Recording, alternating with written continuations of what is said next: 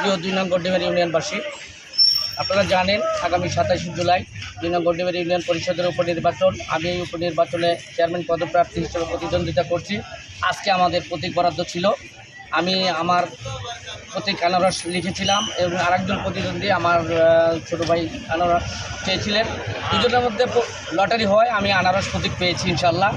আমার 2 নং গড্ডিমারি ইউনিয়নবাসীর কাছে আবেদন থাকবে, এই আনারস প্রতীকে আগামী 27 জুলাই আমাকে ভোট দিয়ে আমাকে নির্বাচিত করবেন। আমি 2 নং গড্ডিমারি ইউনিয়ন পাশে থাকবো। গড্ডিমারি 2 নং গড্ডিমারি ইউনিয়নবাসী আমার পক্ষে আছে, আমি তাদের পক্ষে থাকবো ইনশাল্লাহ। আচ্ছা, আপনি যদি ভোটে জেতেন তাহলে আপনি আমি পরবর্তীতে আপনাদেরকে নির্বাচনী ইশতেহারে এই জিনিসটি জানিয়ে দেব।